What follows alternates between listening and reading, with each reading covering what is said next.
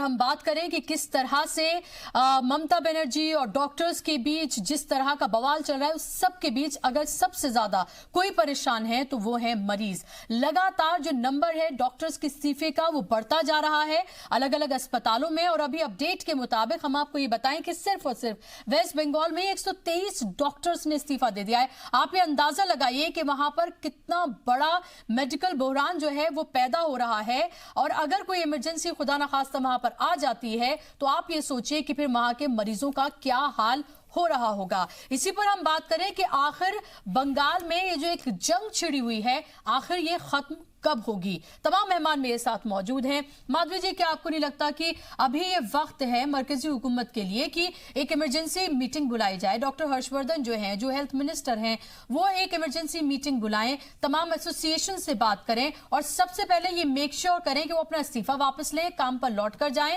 ममता बनर्जी से बात की जाए ताकि जो मरीज हैं उनको कम से कम कोई प्रॉब्लम ना हो, क्योंकि एक मरीज मरा था, डॉक्टर की पिटाई हुई थी, ये हाल हो गया। कहीं ऐसा खुदा ना खास्ता कोई और बड़ी प्रॉब्लम आके खड़ी हो जाए? जी बिल्कुल, ये बिल्कुल ज़रूरी है कि जैसे भी करके इस आंदोलन को बंद किया जाए। ये आंदोलन कहें या क्या कहें, मुझे तो ऐसा लगता है कि डॉक्टरों को भी ये समझना चाहिए कि इस तरीके से आंदोलन करके एक साथ वो अपने किसी और तरीके से अपने आक्रोश को व्यक्त करते तो ज़्यादा अच्छा रहता, क्योंकि डॉक्टरों को एक कसम खिलाई जाती है और उस कसम का यही होता है कि कोई भी व्यक्ति उनकी वजह से हताहत ना हो।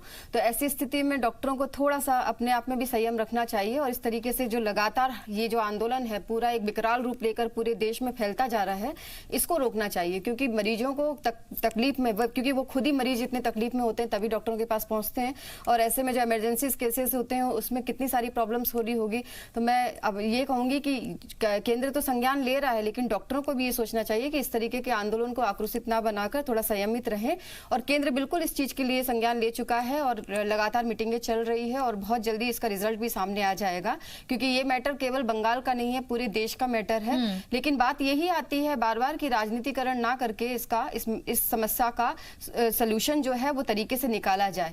और ममता बनर्जी के विषय में जैसे आप लोग बोल रहे थे कि वो बहुत सिंपल साधारण रहती है, तो ये मुझे ऐसा लगता है कि पर्दे के पीछे की सच्चाई बहुत ही ज्यादा खतरनाक है। क्योंकि ये जो केवल सिंडिकेट की बात नहीं है, ये जो टीएमसी पार्टी है इसका उद्गार ही जो है वो शारदा चिट फंड से ही हुआ था। क्योंकि ये जो जिस तरीके की पार्टी, एक जनता का जो लीडर होता है, मैं भी सोचती थी कि ममता बनर्जी बहुत संघर्षशील महिला है और उन्होंने बहुत संघर्ष करके अपने आप को एस्टेब्लिश किया राजनीतिक स्तर पे। और वो इंपॉर्टेंट मेंबर मुकुल राय, मैं आपको बता रही हूँ, वो बहुत एक संघर्षशील महिला है। मेरे विषय को रखने दीजिए, एक संघर्षशील महिला। इस विषय का जवाब मैं 25 बार दे चुकी हूँ, अभी मैं जो विषय पे आ रही हूँ उस पर सुन लीजिए। एक संघर्षशील महिला है और उन्होंने जो एक आम जनता का जीवन जीते हुए, मतलब बहुत छोटे से स्तर से उठते हुए उन्होंने राजनीति में अपनी पकड़ बनाई और लोगों ने, बंगाल की जनता जो गरीब। माधवी जी, अब तो आप ये बताइए ना कि आपके साथ जो लीडर्स जुड़ रहे हैं लगातार, छोटे और बड़े लेवल के जो कार्यकर्ता जुड़े हैं, आप कह रहे हैं कि टीएमसी तो बनी ही इसी से थी, तो आप ये बताइए कि फिर उन तमाम लोगों का वेलकम आपके यहाँ क्यों हो रहा है? बड़े से बड़े लीडर मुकुल रॉय की बात कर लीजिए, मुकुल रॉय की अगर बात करते तो उनका सबसे बड़ा नाम तो उन्हीं का ही था। वहां से वो हटे, बीजेपी में शामिल हुए, उनके सारे पाप धुल गए। नहीं, बिल्कुल पाप नहीं धुले हैं कि उनको एकदम क्लीन चिट देकर उनके सारे जो भी उनके ऊपर आरोप थे उनको उनसे पूरी तरीके से हटा दिया गया। बिल्कुल आप देख लीजिएगा जरा, बिल्कुल भी ऐसा नहीं है। मुकुल रॉय ने राजनीतिक स्तर पे पार्टी को ज्वाइन जरूर किया, लेकिन उनके ऊपर चलने वाली सारी कार्यवाही जो है वो पूरी तरीके से नियमित रूप से चल रही है और उनपे इस तरीके से स्थिति नहीं बन रही जिस तरीके से ममता बनर्जी जाकर अपने लोगों के सामने खड़ी हो जाती है और पुलिस को और केंद्र बल को रोक देती है कि नहीं, हमारे लोगों से पूछताछ नहीं होगी। भारतीय जनता पार्टी कभी इस तरीके का संरक्षण किसी को ना दी है ना देगी। उनकी जो कार्रवाई है वो चल रही है, दोष जो है उनके ऊपर में उसके ऊपर चल रही है कार्रवाई और उस पे वो पूरी तरीके से उसका सपोर्ट भी कर रहे हैं। कार्रवाई बिल्कुल कह रही हूँ, लेकिन बात आरोप पूरी तरीके से सिद्ध हो जाए, आरोप अभी सिद्ध नहीं हुआ है, ये अभी चल रहा है। आरोप सिद्ध हो जाए, ऐसे तो जो आरोप सिद्ध हो जाए उनके लिए भी यही कहा जा सकता है। उनके कई सारे लीडर जेल में हैं ऑलरेडी। आप कुणाल घोष को देख लीजिए, कुणाल घोष जो है वो जेल में है और उनके द्वारा बोली हुई सारी बात है कि उनकी पेंटिंग्स को करोड़ों रुपए में खर्च किया जाता था, वो कुछ भी बना देती थी, उल्टा पुल्टा टेढ़ी मेढ़ी लाइनें वो 10-10 करोड़ में खरीदी जाती थी, केवल किस लिए कि शारदा चीट फंड को जो है वो पार्टी फंड में सम्मिलित करना था। तो इस तरीके की स्थिति बनी है। मुकुल राय को भारतीय जनता पार्टी ने कोई क्लीन चिट नहीं दी है और जो भी उनके ऊपर में कानूनी तौर पर कार्रवाई चल रही है उसमें भारतीय जनता पार्टी कभी अवरोध पैदा नहीं करेगी। माधवी जी के जवाब में ही आपका जो जवाब जो माधवी जी ने दिया है उसमें ही उसको आप डिकोड कीजिए। ये कह रही है कि उस पे आरोप है, तो आरोप है तो आपकी क्या मजबूरी हुई एक आरोपित आदमी को आपने पार्टी में लिया? जी आरोप है, लेकिन हमारी कोई मजबूरी नहीं हुई। आप समझने की कोशिश कीजिए, जिस पे गंभीर आरोप है, तो आपकी ऐसी क्या मजबूरी थी कि उस आरोपित आदमी को आपने पार्टी में लिया? पहली बात। दूसरी बात, जिस नैतिकता की बात बीजेपी करती है, बीजेपी के आइडियोलॉजी को मैं बहुत अच्छा मानता हूँ, बीजेपी ऑल ओवर आइडियोलॉजी के लिए सही है, लेकिन आप बंगाल में देखिए कि जिस आइडियोलॉजी के आधार पे बंगाल में बीजेपी टीएमसी को टक्कर दे रही है और लड़ रही है और ममता के अप्रोच को आलोचना कर रही है, लेकिन आप उसी टीएमसी के विधायक को अपने पार्टी में शामिल कराते हैं, जिस टीएमसी विधायक पे बीजेपी कार्यकर्ता का हत्या का आरोप है। हमेशा एक ही जैसी रहती है, चाहे किसी भी प्रदेश में चली जाए, लेकिन आज जो बंगाल की स्थिति बनी हुई है, वो तो आपको सामने प्रत्यक्ष रूप से दिख रहा है, क्योंकि जिस तरीके से वहाँ की मुख्यमंत्री होते हुए वे छोटी सी समस्या को भी टैकल नहीं कर पा रही है और बार बार हर चीज को जागरूकीकरण करने की कोशिश कर रही है। प्रत्यक्ष रूप से दिख रहा है, सवाल ले लीजिए। जिस टीएमसी विधायक पे गंभीर आरोप थे कि इन्होंने बीजेपी कार्यकर्ता की हत्या की है, जी नाम बताइए। मैं नाम उनका भूल रहा हूँ। आप नाम बताइए ना, किसके ऊपर आरोप था? माइनॉरिटी से आते हैं, जब आपको नाम याद नहीं तो आप क्यों कर रहे हैं? आप उस विधायक को राष्ट्रीय कार्यालय में पार्टी में शामिल करवाते हैं। आप नाम तो बताइए किसके विषय में आप बात कर रहे हैं? जब आप नाम ही नहीं बताएंगे तो मैं कैसे जानूं क्या किसके? आप बिना बेवजह की आप आरोप यहाँ पे लगा रहे हैं। आपको नाम बताइए तो बताइए, नाम बताइए। अभी हाल में शामिल हुए, मैं नाम नाम बताइए ना, हाल में शामिल हुए राष्ट्रीय कार्यालय। जिनकी तस्वीर जो है बहुत ज्यादा वायरल हुई है, बाकायदा साड़ी और बिल्कुल सब कुछ है। बिल्कुल, मुझे तो नहीं ऐसा लगता कि ऐसे आरोपी को बीजेपी कभी भी लाकर पार्टी ज्वाइन कराएगी। पता नहीं आप कहाँ रहती हैं? नहीं बिल्कुल नहीं, आप नाम बताइए ना, आप कहाँ हैं? आप नाम बताइए मुझे कि कौन आरोपी है जिनको बीजेपी ने इतनी सम्मान के साथ में पार्टी ज्वाइन कराई है। चलिए ठीक है, लेकिन ये जरूर है कि आपके पास जो अभी कार्यकर्ताओं का जो हुजूम है और जो बड़े बड़े नेता आपके पास हैं और तमाम है, वो जाहिर सी बात है कि टीएमसी के नेता जो लगातार उनके टीएमसी को छोड़े, वो सब बीजेपी ही ज्वाइन कर रहे हैं। तो ऐसे में अगर आप टीएमसी को लेकर सवाल खड़े करते हैं तो आपके ऊपर भी सवाल खड़ा होता है कि भाई आपके पास भी तो उन्हीं के लोग मौजूद हैं। क्या आपको नहीं लगता विवेकानंद जी कि मैं लगातार जवाब दे दूं आपको? ठीक है। हाँ, दरअसल आपने जो प्रश्न किया कि बहुत सारे टीएमसी के और सीपीएम के और कांग्रेस के लीडर भी भारतीय जनता पार्टी में आ रहे हैं, सही बात है, लेकिन आप देखिए कि जिनकी मुखिया बैठकर जिस तरीके की बातें करती हैं, जिनकी मुखिया को ये सूझ नहीं है कि उनको इतनी बड़ी समस्या को किस तरीके से सॉर्ट आउट करना है, वहां हमारी जब कोई भी व्यक्ति हमारी पार्टी में आता है तो वो हमारी पार्टी की आइडियोलॉजी और हमारी पार्टी के नियमों के कायदे के अंदर ही चलता है। भारतीय जनता पार्टी की यही खूबसूरती है कि जो भी व्यक्ति आएगा वो पार्टी के कायदे में ये तो देखेंगे ना वो उसका क्या है बैकग्राउंड, कैसा है, क्या नहीं है, मनमानी वाली राजनीति आप ये तो देखेंगे या anybody and everybody is welcome. ये लोकतंत्र है, किसी को अगर अपनी पार्टी छोड़ के दूसरी पार्टी में ज्वाइन करना है तो क्या हम उसे रोकेंगे कि आप मत आइए? बिल्कुल उनका स्वागत है, बिल्कुल आ सकते हैं, क्यों नहीं आ सकता? मुझे बताइए क्यों नहीं? क्या इसके पहले नहीं आया कि कितने जब से राजनीति हो रही है देश के अंदर में तब से पार्टी बदला बदली हो रही है, इससे क्या फर्क पड़ता है? इससे हम ये नहीं रोक सकते कि आप टीएमसी से आए तो आप अछूत हो गए, आप दूषित हो गए, हम आपको नहीं लेंगे, ये तो नहीं हो सकता ना। अगर कोई आना चाहता है अपने दल को छोड़कर भारतीय जनता पार्टी में, लेकिन उनको उनकी उसी आइडियोलॉजी के साथ में भारतीय जनता पार्टी में रहना पड़ेगा। क्या आपको नहीं लगता विवेकानंद जी कि फिलहाल जिस तरह से लगातार टीएमसी के जो कार्यकर्ता हैं, लीडर हैं, वो बीजेपी जिस तरह से ज्वाइन कर रहे हैं, तो एक तरह से ये तो देखा जाए ना कि जो पार्टी जिसने जो जननी है उन तमाम लोगों की डीएनए तो वही है, अगर वो उस पार्टी में जाएंगे, बीजेपी में जाएंगे तो वहां पर भी उसी तरह की तमाम चीजें करेंगे। क्योंकि जब हमने लेफ्ट की हुकूमत देखी थी वहां पर एक लंबा हमने वहां का उनका शासन देखा था, उसके बाद लोग परेशान हुए, टीएमसी आई, अब टीएमसी भी वही कर रही है और अब ये लग रहा है कि बंगाल की सियासत इसी तरह से ही आगे बढ़ने वाली, चाहे कोई भी पार्टी आए वहां पर। जी बुशरा जी, आपने सही कहा ये, और मेरा भी ये भय है कि अगर एक पॉलिटिकल रेजिम चेंज हो जाता है, टीएमसी के हाथ से सत्ता बीजेपी के हाथ में अगर चली जाती है, तो ये जो डिफेक्शन हो रहा है जिस प्रकार से कार्यकर्ताओं का, आप अगर देखेंगे ये जो हिंसात्मक राजनीति प्राइमरीली अगर हम देखते हैं तो वो सिद्धार्थ शंकर रे के समय जो कांग्रेस की राजनीति थी, उनके हाथ से जब सत्ता जाती है तो कम्युनिस्टों के पास आती है। अब कम्युनिस्टों ने एक लोकल लेवल पे जिस प्रकार के एक सिंडिकेट का निर्माण किया है और जो वो सारी सरकारी योजनाएं और बाकी और भी अन्य जो बेनिफिट्स हैं, वो बेनिफिट्स को कैसे वो लोगों तक पहुंचाते हैं और अपने खुद के ज्यादा बेनिफिट्स करते हैं, तो वो इंटरेस्ट ड्रिवन एक सोशल ग्रुप्स जो है वो पॉलिटिक्स के साथ जो कनेक्टेड है, इन ग्रुप्स का बहुत ज्यादा वहां पर बोलबाला हो चुका है। आप देखिएगा कि इस सारे प्रोसेस में जब ये सत्ता सिंगूर, नंदीग्राम और लालगढ़ की घटनाएं होती है, उसके बाद में सत्ता का एक ट्रांसफर हो जाता है, टीएमसी आती है। आपने देखा होगा कि एक सारा जो मास डिफेक्शन है, बहुत सारा जो कम्युनिस्ट एक कैडर है वो टीएमसी में आ जाता है। तो वो जब आता है तो कम्युनिस्ट रेजिम में जो हिंसा की चरम सीमा तक वो पहुंचे हुए हैं, तो वो सारी हिंसात्मक जो कार्यवाहियां है वो साथ में लेकर आते हैं, और वही माहौल जो है उन्होंने वो हिंसात्मक माहौल बनाए रखा है पिछले तकरीबन 8 सालों का जो रेजिम रहा है, 7-8 सालों का।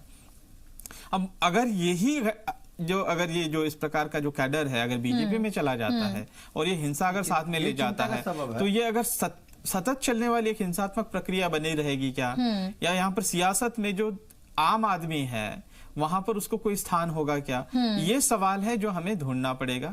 और इसलिए मैं क्योंकि अगर सत्ता बदलती भी है, आप अगर ये मान भी लें कि बीजेपी में हुकूमत में आ जाती है और टीएमसी जो अपोजिशन में आ जाती है, तब भी क्या आपको नहीं लगता कि जो सिचुएशन है वहां पर उसी तरह से बनी रहेगी? मैं इसमें कहना चाहता हूं, इसलिए संघ जो है वहां पे देखिए, बीजेपी ने अपने आइडियोलॉजी के लिए जाना जाती है।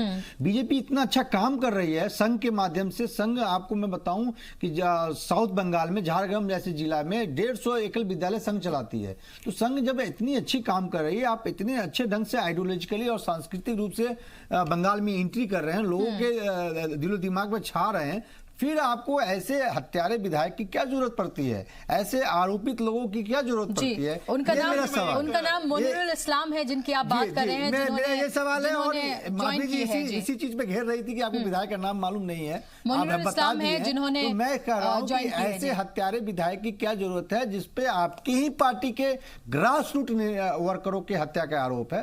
तो अब जब आप इतने अच्छे ढंग से काम कर रहे हैं, एक जिला में 150 एकल विद्यालय संघ चला रही है, इतने ढंग से काम कर, फिर आपको हत्यारे की क्या जरूरत है? यही मेरा बेसिक सवाल माधवी जी से है। जी बुशरा जी, मैं एक इंटरवेंशन यहाँ पर करना चाहूंगा।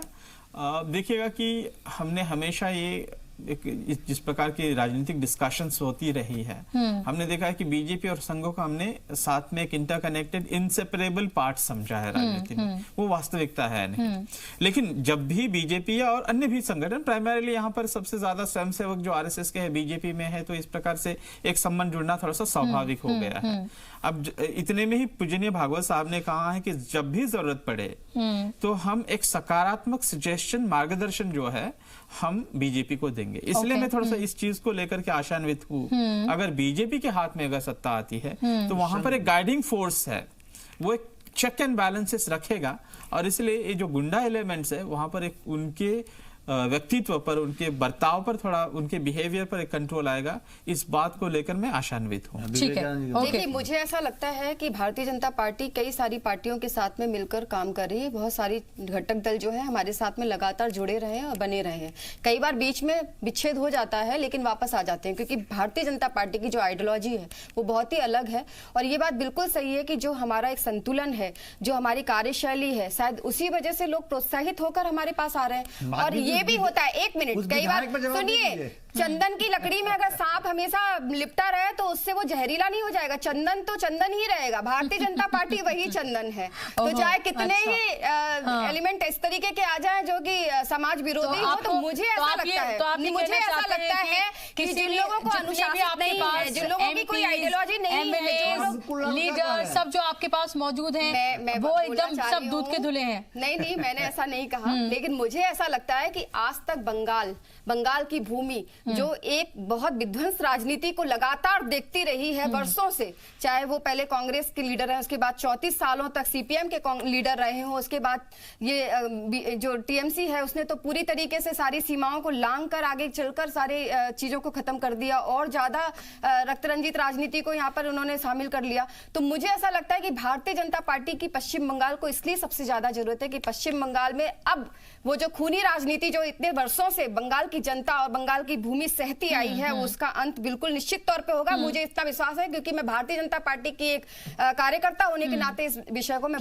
क्या ऋषि जी आप ये मानते हैं कि वहां पर एक वाहिद हल यही है कि वहां पर सत्ता परिवर्तन हो, जो बीजेपी लगातार कोशिश कर रही है, और तभी वहां पर ये जो खूनी खेल है, ये जो जंग है, ये तमाम चीजें जो है ये तभी खत्म हो पाएंगी? क्योंकि अगर मैंने पहले भी कहा कि अगर ऐसा मान लीजिए कि वाइल्डेस्ट ड्रीम में आप ये सोच लें कि ऐसा हो जाता है कि 2021 में बीजेपी वहां आ जाती है, तो भी तो टीएमसी के कार्यकर्ता ममता बनर्जी एक ऐसी लीडर जो फायरिस्ट लीडर के तौर पर मानी जाती है, क्या वो खामोश बैठ जाएंगी? नहीं, बिल्कुल। जैसे विवेकानंद जी ने कहा 1970 के दशक के बाद सिद्धार्थ शंकर रे जो डॉक्टर भी थे, बड़े डॉक्टर थे, वो उनके कार्यकाल के बाद जिस प्रकार से सत्ता ट्रांसफर लेफ्ट के पास हुआ और लेफ्ट ने 30-35 साल शासन किया, लेफ्ट के टाइम में भी ये सिंडिकेट का प्रॉब्लम था। जिस सिंडिकेट के विरुद्ध ममता जी लड़ी, आज वो खुद सिंडिकेट के शिकार हो रही हैं। और सत्ता, आप देखिए भूसरा जी, बहुत आपको दुख होगा कि पिछले 5 राज्यों में चुनाव हुआ है, सत्ता ट्रांसफर हुई है एक पार्टी से दूसरे पार्टी में, आपको कहीं छिटपुट घटना छोड़ के बड़ा हिंसा आपको कहीं देखने को नहीं मिला होगा। लेकिन जिस प्रकार से बंगाल में नहीं, आपको नहीं लग रहा कि इसलिए हो रहा है क्योंकि बीजेपी ने भी अपनी पूरी ताकत वहां पर झोंक रखी है, अपने बड़े बड़े लीडर मध्य प्रदेश से लेकर अलग जगहों के वहां पर बाकायदा तौर पर छोड़े हुए हैं, आरएसएस बड़े पैमाने पर काम कर रही है वहां पर। उसका कारण है कि जिस प्रकार से लेफ्ट का जो बेस है वो साजी खत्म हो गया है, और लेफ्ट का वोट जो है, लेफ्ट का वोट जो है राइट हो गई है। और कांग्रेस तो पेंडुलम में है, वो कांग्रेस ये डिसाइड नहीं कर पा रही है कि मैं लेफ्ट के साथ जाऊं या टीएमसी के साथ जाऊं। तो कांग्रेस की स्थिति आप देखिए, कांग्रेस चाहती तो आज नंबर 2 की पार्टी होती वहां। आज कांग्रेस अपनी बुरी स्थिति में भी 2 सीट वहां निकाली है, 6-7% वोट परसेंटेज है, लेकिन वहां के जो लोकल लीडरशिप है उनकी बात को नहीं माना जा रहा है। तो कहीं ना कहीं जो लेफ्ट वोट था वो राइट हो गई है। तो बीजेपी को, और जिस प्रकार से इस बार सफलता मिली है, तो कहीं ना कहीं आपने सही कहा है, 2021 का जो चुनाव होगा बहुत ही कठिन चुनाव होगा, और ममता जी के लिए भी होगा कि उसको सत्ता को कैसे रिटेन करते हैं। यदि बीजेपी सत्ता छीनती है तो ये आपको जो खूनी संघर्ष है आगे भी देखने को मिलेगा। ठीक है, क्योंकि यहाँ पर आरएसएस का एक जिक्र आया था, मैं कह दूं कि आरएसएस एक ऐसा संगठन है जहाँ पर व्यक्ति के चरित्र निर्माण पर सबसे ज्यादा जोर दिया जाता है। इसलिए मैं आशान्वित, मैंने पहले भी कहा था कि जिस प्रकार के आरएसएस की काम बढ़ रहा है, पहले से आरएसएस तो काम करता ही है, अभी जिस प्रकार से और भी ज्यादा काम किया जा रहा है, इससे मुझे लगता है कि वहां पे जो भी ट्रेनिंग कैंप्स होते हैं, वहां पर हिंसा को त्याग करके एक बृहत गोल्स को सामने रख करके, उद्देश्यों को सामने रख करके, एक परम वै, जो आरएसएस में कहते हैं ना कि परम वैभव ने तुम्हें तत्स्वराष्ट्रम, हे राष्ट्र हम तुम्हें परम वैभव तक ले जाना चाहते हैं। और वहां पर व्यक्ति महत्वपूर्ण नहीं है, व्यष्टि महत्वपूर्ण नहीं है, वहां पर जो समिष्टि जो कहते हैं, पूरा समाज जो है वो महत्वपूर्ण है। इसलिए मुझे लगता है कि वो जो स्वार्थी सिंडिकेट का जो निर्माण हुआ है, जो गुंडा एलिमेंट्स बनता गया है, और वो सारी एक समाज को कीट जैसा जो एक जखड़ा हुआ है, मुझे लगता है कि ये जो है ये इसको प्यूरिफाई करने में मुझे लगता है कि तमाम लोग अगर बीजेपी में शामिल होंगे तो इनके सबके पाप धुल जाएंगे, पवित्र हो जाएंगे, बीजेपी का मैं बीजेपी की बात नहीं कह रहा हूँ, लेकिन